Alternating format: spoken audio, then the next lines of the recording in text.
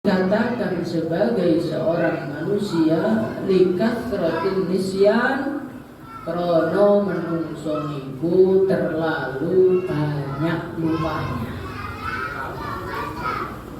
Hadirin ingkang kula mulyakaken, apapun yang berkaitan dengan manusia, pada akhirnya manusia ini melupakannya. Tetapi di antara perkara yang paling cepat dilupakan seorang manusia adalah pemberian Allah Subhanahu wa Ta'ala. Hadirin yang mulia, kalau kesusahan yang menimpa seorang manusia, terkadang seorang manusia ini memerlukan waktu yang begitu lama untuk melupakannya. Bapak sedo setunggal tahun, kali tahun, kadang-kadang susahnya dari gila. Tetapi hadirin ingkang kula mulyakaken, nikmatipun Gusti Allah, peparingipun Gusti Allah dumateng manungsa niki boten usah ngentosi setunggal taun, boten usah ngentosi setunggal bulan, boten usah ngentosi setunggal minggu, setunggal dinten. Nikmate tasih wonten mawon, syukure sampun boten wonten. Allah. Monggo kaya sedanten ingkang kula mulyakaken ing dalam majelis ingkang minulya niki, monggo pertama-tama kita nyari malih, kita perbaharui malih anggen kula panjenengan sami syukur dumateng Gusti Allah. Mugi-mugi kelawan syukur kula panjenengan sami kalih Gusti Allah ditulis termasuk golongane hamba-hamba yang bersyukur kepada Allah Subhanahu wa Ta'ala. Hadirin yang dimuliakan Allah Subhanahu wa Ta'ala, shalawat saha salam monggo kita aturaken dumateng junjungan kita aturaken dumateng idola kita aturaken dumateng kekasih kita Kanjeng Nabi Agung Muhammad sallallahu alaihi wasallam. Piyantun ingkang pundi sinten kemawon ingkang dadosaken sholawat sebagai amal utamanya, maka Allah Subhanahu wa Ta'ala akan menghilangkan kesedihannya dan akan mengampuni dosa-dosanya. Suatu ketika seorang sahabat datang kepada Rasulullah sallallahu alaihi wasallam, "Ya Rasulullah, bagaimana kalau aku menjadikan separuh doaku adalah bersolawat kepadamu?" Maka baginda Nabi Muhammad sallallahu alaihi wasallam beliau bersabda, "Bagus, kalau lebih banyak maka lebih bagus." Pada akhirnya sahabat tadi mengatakan, "Ya Rasulullah, bagaimana kalau ku jadikan seluruh doaku adalah sholawat kepadamu ya Rasulullah?" Monggo Kanjeng Nabi Agung Muhammad sallallahu alaihi wasallam dawuhaken, "Idzan yukfa hammuka wa yughfar dzambuka." Hai sahabatku, kalau engkau menjadikan seluruh doamu adalah sholawat, dosa-dosamu disepuro, masalah-masalahmu dirampungi oleh Gusti Allah. Monggo kastaten ingkang kula mulyakaken ing dalam majelis ingkang minulya niki, monggo kita sareng-sareng sholawat dumateng Kanjeng Nabi. Muga-muga kelawan sholawat kula panjenengan sami diampuni dosa-dosanya dan diselesaikan masalahnya. Amin. Hadirin yang dimuliakan Allah Subhanahu wa Ta'ala, suatu ketika wonten setunggalipun sahabat niki sowan dumateng Kanjeng Nabi Agung Muhammad sallallahu alaihi wasallam. Sahabat wau asmanipun Mu'adz bin Jabal radhiyallahu anhu. Ya Rasulullah, duh Kanjeng Nabi, inni uridu safar. Duh Kanjeng Nabi, kula niki badhe ngawontenaken perjalanan. Fa'ausini, monggo duh Kanjeng Nabi, kula aturi jenengan maringi wasiat dumateng kawula. Hadirin ingkang kawula mulyakaken, maka Rasulullah Shallallahu Alaihi Wasallam memberikan kepada beliau pesan-pesan yang begitu penting. Pesan-pesan yang mana pesan ini tidak hanya untuk sahabat itu saja, tetapi pesan niki nggih kangge kula panjenengan sami. Keranten nopo kaya sedanten ingkang kawula mulyakaken, keranten pada hakikatnya semua manusia, siapapun dia, bagaimanapun keadaan dia, sehebat apapun dia, pada hakikatnya manusia ini memiliki satu kesamaan, hadirin yang mulia. Apa kesamaannya? Kesamaannya setiap manusia pada hakikatnya mereka ini sedang melakukan perjalanan.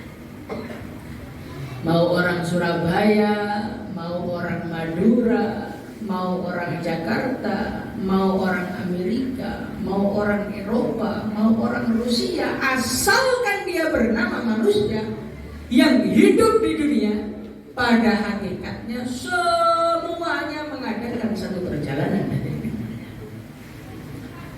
Hadirin yang dimuliakan Allah Subhanahu wa taala, perjalanan seorang manusia ini bukanlah perjalanan yang sebentar. Perjalanan seorang manusia ini adalah perjalanan yang begitu jauh sekali.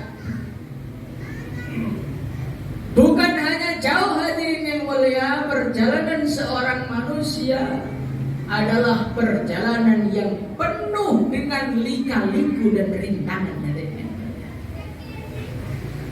Sehingga Sayyidina Ali radhiyallahu anhu suatu ketika beliau mengatakan, min qillatiz zad wa bu'dis safar.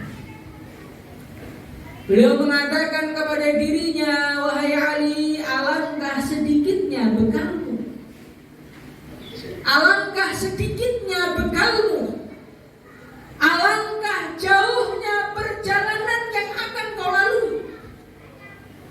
Hadirin yang muliakan Allah Subhanahu wa taala, perjalanan seorang manusia dimulai dari alam roh. Setelah dari alam roh, Allah masukkan roh manusia di dalam janin yang ada di perut ibunya. Ketika seorang manusia berada di perut ibunya, Masya Allah, maka nakalnya seorang bayi kebahagiaan untuk orang tuanya. Itu bayi itu kalau nendang ibunya ketika di perut ibunya sopan. Masya Allah, alhamdulillah anaknya urip. Jadi beling tapi bisa nyanyi nalikane teng weteng itu. Nah kadang-kadang belingnya sampai tua itu sendiri. Hadirin ingkang kula mulyakaken, kemudian seorang manusia dilahirkan ke dunia. Dia mengalami kehidupan yang begitu mengerikan. Perjalanan manusia dari kelahirannya di dunia dilanjutkan di alam kuburnya. Nanti selesai alam kubur, manusia dibangkitkan dari kuburnya. Setelah dibangkitkan dari kuburnya, manusia digiring ke alam mahsyar. Hadirin yang mulia, para mufassirin mengatakan mahsyar itu nanti tempatnya di negeri Syam. Di saat sampunipun donya niku dikiamataken kalih Gusti Allah, yauma tubaddalul ardu ghairal ard. Monggo bumi niku dirubah bentuknya kalih Gusti Allah. Rata sedaya. Setelah itu hadirin yang mulia, manusia akan dibangkitkan dari kuburnya masing-masing. Yang dikuburkan di Surabaya akan dibangkitkan dari Surabaya, yang kuburnya di Temboro akan dibangkitkan dari Temboro, yang kuburnya di Papua akan dibangkitkan dari Papua. Kemudian semua manusia digiring menuju mahsyar. Mahsyar ini masih di dunia ini. Jadi yang jenengan mau Papua beliau, maka digiring dari Papua sampai Syria beliau. Jalan kaki Allah, tanpa memakai baju sehelai. Hadirin yang muliakan Allah Subhanahu wa taala, maka Sayyidah Aisyah radhiyallahu anha beliau mengatakan kepada baginda Nabi, "Ya Rasulullah, apakah orang-orang mereka ketika bertelanjang tanpa memakai sehelai pun mereka tidak saling melihat antar mereka?" Maka Nabi mengatakan, "Wahai Aisyah, kurang lebihnya apa yang mereka hadapi saking mengerikannya sampai mereka tidak sempat memperhatikan aurat saudaranya." Hadirin yang muliakan Allah Subhanahu wa taala, nanti di mahsyar sana seorang manusia dihadapkan kepada Allah, dihisab oleh Allah satu persatu, dihisab oleh zat yang betul-betul tahu sedetail-detailnya mengenai kita. Niat buruknya, rencana buruknya, semuanya Allah tahu. Sehingga dikatakan dalam satu hadis, ada seorang hafidz Al-Quran didatangkan kepada Allah Subhanahu wa ta'ala. Maka dia ditanya, "Hai fulan, kamu dulu baca Quran niatnya untuk apa?" "Ya Allah, saya baca Quran hanya semata-mata karenamu." "Ya bohong kamu. Kamu baca Quran biar dibilang sebagai orang yang bagus suaranya, seret malaikat ke neraka." Ada seorang mujahid, bukan hanya dakwah 4 bulan, terputus lehernya di jalan Allah. Kadang-kadang jadi baru 4 bulan perasaannya paling korban dengan alam dunia. Allah. Hadirin yang muliakan Allah Subhanahu wa ta'ala, ini ada orang yang korbannya lebih dahsyat lagi, korbannya lebih banyak lagi, sampai darahnya dia habiskan di jalan Allah. Maka Allah Subhanahu wa ta'ala bertanya, "Hai fulan, kamu berjuang sampai titik darah penghabisanmu itu untuk apa?" "Ya Allah, aku berjuang semata-mata karena Engkau ya Allah." "Bohong kamu. Kamu berjuang liyuqala anta jari." Itu kan biar dikatakan sebagai orang yang pemberani kok kamu. "Wa qad yuqalu lak," dan itu sudah dikatakan kepadamu dulu di dunia, seret ke neraka. Hadirin yang muliakan Allah Subhanahu wa taala, inilah perjalanan seorang manusia. Perjalanan yang nanti manusia akan diurus oleh Allah. Tidak ada seorang manusia pun yang mampu berbohong di hadapan Allah. Bagaimana mau berbohong, hadirin yang mulia, nanti yang laporan kepada Allah bukan mulutnya. Yang laporan kepada Allah adalah jari jemarinya. Yang laporan kepada Allah adalah kakinya. Yang laporan kepada Allah adalah kulitnya. Tashhadu alaihim alsinatuhum wa aydihim wa arjuluhum. Tangannya bersaksi, jarinya bersaksi, kulitnya bersaksi, rambutnya bersaksi. Maka orang yang main HP terus itu nanti kira-kira jarinya ngomong apa di hadapan Allah? Hadirin yang dimuliakan Allah Subhanahu wa ta'ala, maka manusia-manusia tadi mengatakan kepada kulitnya, "Wa qalu li juludihim lima syahidtum alaina." Hai kulitku, ngapain kamu ngomong jujur di hadapan Allah? Ngapain kamu melaporkan semua kenakalan kita dulu? Kan kita sama-sama. Qalu antaqana Allahu alladhi antaqa kulla syai' wa huwa khalaqakum awwala marrah. Maka kulit hanya mengatakan, "Wahai fulan, bagaimana aku mau diam? Yang memaksaku berbicara, yang memaksaku Subhanahu wa ta'ala dialah yang menjadikan semuanya berbicara. Ini boten dongeng Pak, nikilah perkawis ingkang badhe dihadapi setiap per individu manusia. Hadirin yang dimuliakan Allah Subhanahu wa ta'ala, Masya Allah. Nanti di akhirat ada orang yang nasibnya mujur. Dia dihadapkan kepada Allah dan Allah mengatakan, "Hai fulan, dulu kamu pernah melakukan keburukan ini, betul ya Allah. Dulu kamu pernah melakukan keburukan ini, betul ya Allah. Dulu kamu pernah melakukan keburukan ini, betul ya Allah." Saking banyaknya dosa yang Allah ceritakan kepada dia, sampai dia merasa hancur sudah. Tiba-tiba Allah mengatakan, "Kumu maghfuran lakum, qad buddilat sayyi'atukum hasanah." Hei fulan, berdirilah kamu dalam keadaan engkau telah diampuni dosa-dosamu. Semua keburukanmu diganti dengan kebaikan.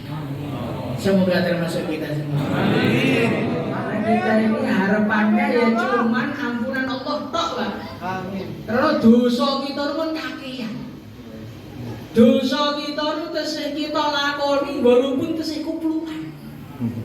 Jadi yang itu Masya Allah, celoronan, kaosan, maksiat wajar. Kita itu sing luwih nemen sorbanan, jubahan, sing rasane wong. Masya Allah. Rasane teng masjid bisa. Itu teman saya yang itu. Ini ngomong teng masjid tesih go sorban, tesih go jubah. Sunnah Nabi digo nglakoni maksiat. Itu tengah akhirat kira-kira kaya nopo. Hadirin muliakan Allah Subhanahu wa ta'ala. Begitulah perjalanan seorang manusia. Perjalanan yang begitu panjang.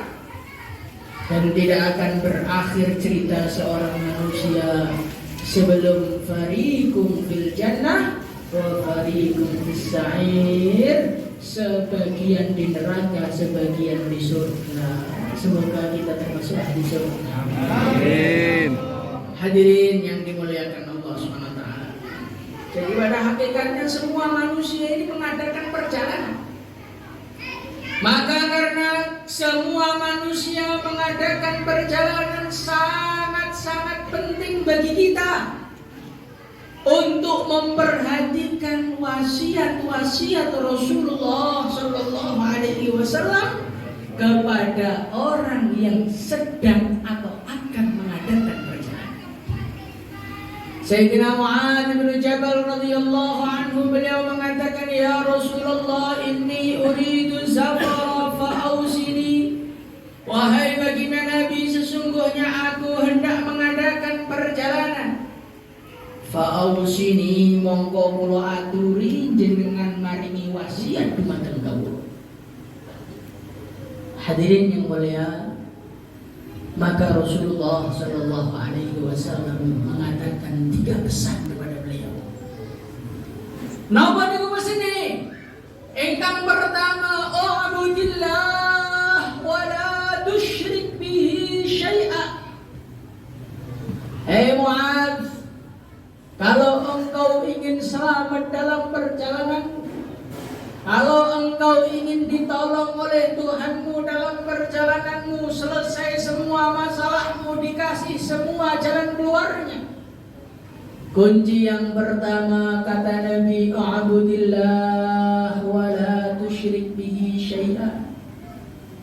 Wa fi riwayatin, "Ittaqillah haitsu ma kunt." Kunci pertama inggih punika kita iki kedah ngawula dumateng Gusti Allah. Hadirin yang muliakan Allah Subhanahu wa ta'ala. Kita pada hari ini mengaku sebagai orang Islam. Kita hari ini mengaku sebagai orang yang beriman. Kita hari ini mengaku sebagai orang yang menghamba kepada Allah Subhanahu wa ta'ala. Tapi hadirin yang mulia, mari kita lihat kenyataan kita. Kepada siapakah hari ini kita menghamba? Kepada siapa hari ini kita menghamba? Al-Imam Al-Ghazali rahimahullahu ta'ala ngendikakan, "Kullun abidun lima ahabba Semua orang itu pada hakikatnya adalah hambanya perkara yang dia cintai.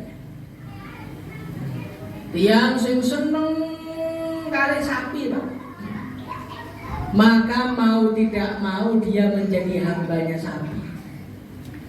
Sapinya dibikinkan rumah, dicarikan makan.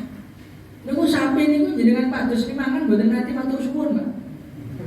Tiap hari kotorannya kita bersihkan, sapinya marah kita diam saja. Kullun 'abidun lima ahabbah. Semua manusia adalah hambanya perkara yang dicintai. Dia cinta sama HP, pulsa habis dibelikan, baterai habis dicaskan, sampai nyolong listrik masjid, masya Allah. Itu dakwah tapi nyolong. Hadirin yang muliakan Allah Subhanahu wa ta'ala, orang begitu cinta kepada istrinya, maka dia siap bekerja mulai pagi sampai sore. Dipanggil oleh Allah, hayya 'alas shalah, 5 kali pura-pura enggak dengar. Tetapi kalau kerja tanpa lupa istiqomah dikerjakan 60 tahun, hadirin yang mulia. Maka hadirin yang dimuliakan Allah Subhanahu wa ta'ala, dalam hidup ini mari kita renungi jane kita niku ngawulane teng sinten ya? Teng Gusti Allah napa teng makhluk kita? Gusti Allah. Hadirin yang dimuliakan Allah Subhanahu wa ta'ala, maka bagaimana hidup sekali ini kita menghamba hanya kepada satu saja, yaitu Allah. La ilaha illallah. Insyaallah tidak boleh. Hadirin yang dimuliakan Allah Subhanahu wa ta'ala, orang itu kalau menghamba kepada Allah, totalitas hanya kepada Allah. Alaihissallahu bikafin abdah. Semuanya pasti akan dicukupi oleh kita. Niku sing disembah niku kakean.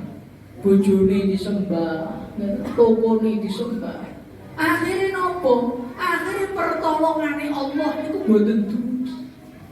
Sing dugi niku masalah, akhire tambah dina tambah ruwet krana mboten ngawula kalih Gusti Allah.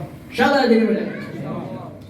Hadirin yang dimuliakan Allah Subhanahu wa ta'ala, setelah seorang manusia dia mengetahui dia harus menghamba kepada Allah, dia harus mentaati perintah Allah, dia harus meninggalkan larangan Allah, maka dalam perjalanannya manusia ini kepleset lagi. Pengen jadi orang baik, kepleset lagi jadi ahli maksiat lagi. Kepleset lagi jadi ahli maksiat. Di saat dia kepleset, syaitan datang kepada dia. Pak, sampean itu tidak cocok jadi orang baik. Sampean itu tidak cocok jadi dai, cocoknya jadi preman. Sampean udah nyoba mau dakwah gagal terus, itu menunjukkan sampean nggak bakal jadi orang baik. Sudah sekalian aja jadi orang jelek. Maka hadirin yang muliakan Allah Subhanahu wa ta'ala, baginda Nabi Muhammad sallallahu alaihi wasallam memberikan pesan yang kedua kepada manusia-manusia yang hampir putus asa. Nabi mengatakan, idza asabta fa ahsin. Hai manusia, kalau engkau jatuh dalam keburukan, kalau engkau jatuh dalam kemaksiatan, jangan kau putus asa. Jangan kau katakan, saya tidak bakal jadi orang baik, saya tidak bakal jadi orang soleh pun butuh coba-coba. Ini ahli kitab butuh cocok loh, walaupun anak kiai gak cocok jadi ulama loh nih. Hadirin yang mulia, tapi Nabi mengatakan, idza asa'ta fa ahsin. Kalau kau jatuh dalam keburukan, tambahlah dengan kebaikan. Wa atbi'is sayyi'atal hasanata tamhuha. Ketika keburukan ditambal dengan kebaikan, maka kebaikan itu akan menghapuskan keburukan itu. Maka hadirin yang muliakan Allah Subhanahu wa ta'ala, begitu banyak dosa yang telah kita lakukan.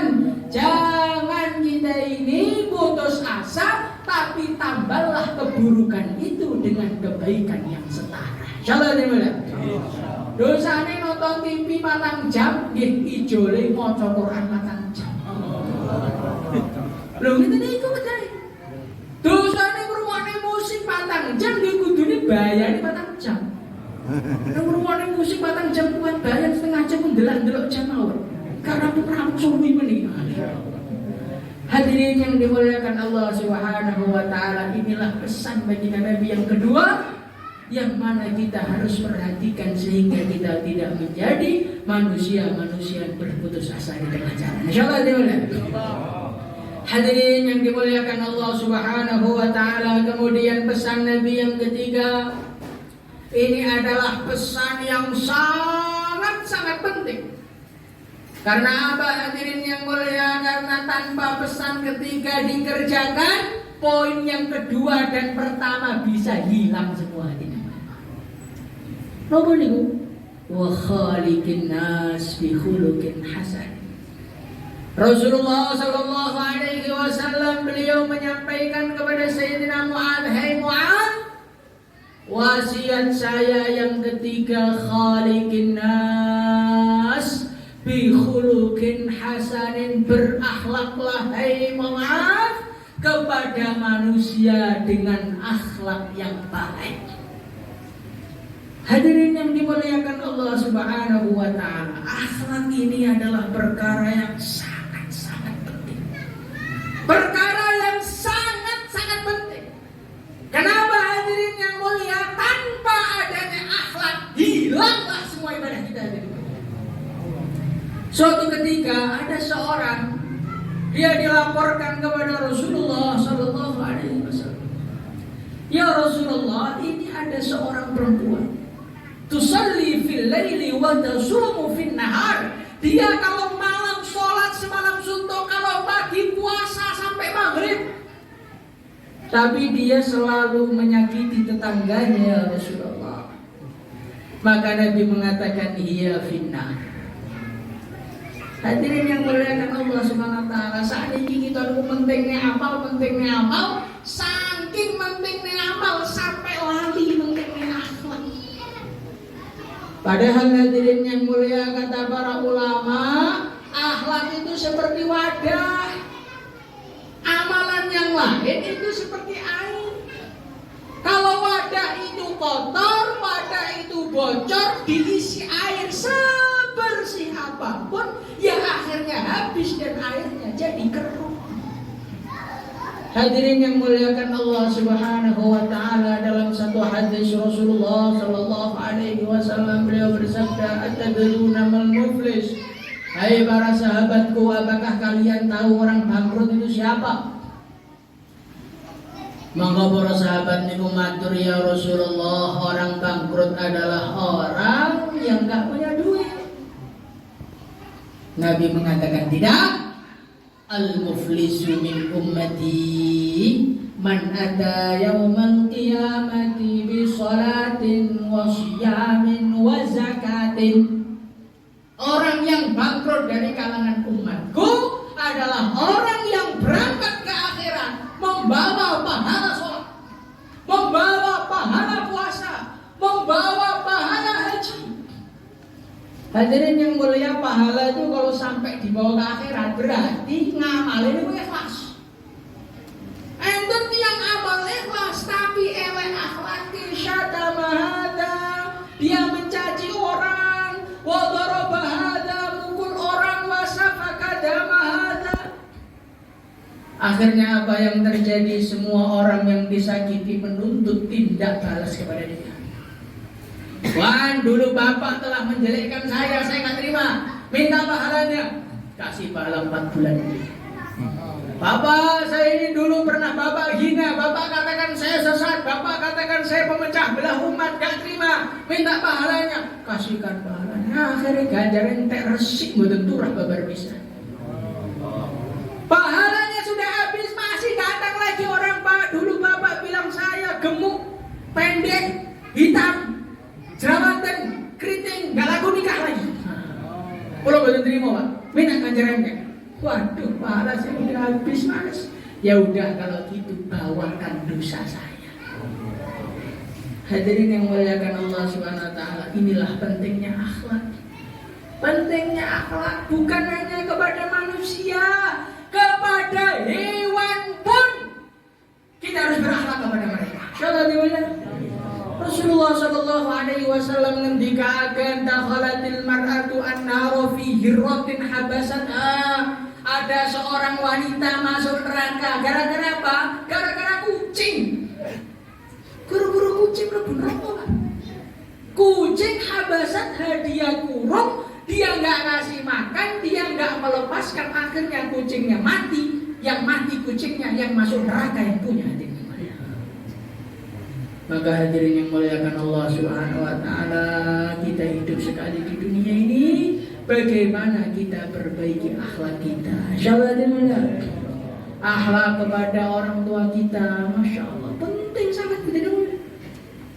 Kita ini hidup di zaman manusia tidak menghargai orang tuanya. Pakai mati sepenting dikubur, boten ditahlilne, boten diselametne, boten diauli, boten dilingal, wis bar sing penting lemahmu tanggoyo-oyoan. Hadirin yang muliakan Allah Subhanahu wa taala, ini namanya anak yang durhaka kepada orang tua. Ini adalah dosa yang terbesar setelah orang tidak beriman kepada Allah Subhanahu. Jadi dosa terbesarnya manusia setelah tidak iman kepada Allah itu tidak punya akhlak. Uququl walidain, tidak adanya akhlak bagi seorang anak kepada orang tua. Maka hadirin yang muliakan Allah Subhanahu wa taala, kita harus buat baik sama orang tua kita. Kalau orang tua kita sudah meninggal dunia, kita harus buat baik dengan mereka, bikin tahlilan untuk mereka, bikin amalan-amalan untuk mereka, dihadiahkan kepada mereka. Sebagaimana Rasulullah sallallahu alaihi wasallam ditanya oleh seorang sahabat, "Ya Rasulullah, inna ummi qad iftulitat." Sesungguhnya ibu saya ini mati mendadak ya Rasulullah, dan saya yakin kalau ibu saya hidup sewenang kalau sedekah. Afa atasaddaqu anha? Ya Rasulullah, apakah aku boleh bersedekah untuknya? Sedekahlah. Kita ini jadi anak, ibu ini meninggal dunia, bapak ini meninggal dunia, selamatan. Dia nih, kangge tiang sebaik. Insyaallah ya. Kita ini, Masya Allah, jadi anak kadang-kadang bapak ini pinten-pinten tahun, didungani mboten tahu, diwacane Fatihah mboten tahu, didungani mboten tahu. Masya Allah. Maka Ustazan yang kau muliakan, berakhlak kepada orang tua, berakhlak kepada anak, berakhlak kepada tetangga, berakhlak kepada teman-teman, berakhlak kepada orang Islam. Ini adalah perkara yang harus kita wujudkan dalam kehidupan kita. Insyaallah tiang Islam itu sa ele-ele, sa beling-belinge, tetap kita harus berakhlak kepada mereka. Masa itu Al-Imam Abdul Wahab Asy-Sya'rani rahimahullahu ta'ala, beliau mengatakan di dalam Lataiful Minan, beliau mengatakan, "Hei manusia, kalau kamu mau memandang remeh kepada orang Islam, hati-hatilah. Hati-hatilah, jangan sampai kamu meremehkan orang Islam, sekecil apapun, sejelek apapun, serendah apapun." Karena apa? Karena ketika seorang manusia di dalam hatinya itu sudah ada iman kepada Allah, maka artinya semua makomatnya para wali itu percikannya Allah berikan kepada orang iman tadi. Jadi tiang iman itu sedaya wali, Pak. Sing boten salat, sing ngombe bir, sing zina, kok masih Islam, niku enten percikane para wali. Ampun kita macam-macam. Hadirin yang muliakan Allah Subhanahu wa taala, itu di antara penyebabnya banyak orang hancur itu ketika dia amal agama, dia memandang rendah kepada saudara-saudaranya yang belum amal seperti dia. Yang sudah 4 bulan memandang remeh yang baru keluar 40 hari. Oh, urip pisan, guru-guru tatang luti. Kita pandang dia dengan remeh. Yang 40 hari memandang remeh kepada yang 3 hari, yang 3 hari memandang remeh kepada yang belum keluar. Sampai ulama pun dicaci. Ulama gak huruf mulai hidayah. Hadirin yang muliakan Allah Subhanahu wa taala, Masya Allah, ini namanya akhlak yang membahayakan dan menghancurkan.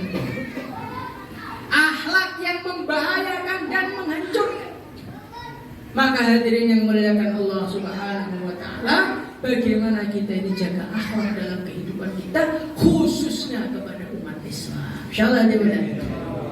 Hadirin yang muliakan Allah Subhanahu wa taala, tetapi sebaik-baiknya akhlak itu kalau nggak mikirkan agamanya saudara muslimnya, itu tidak dinamakan akhlak.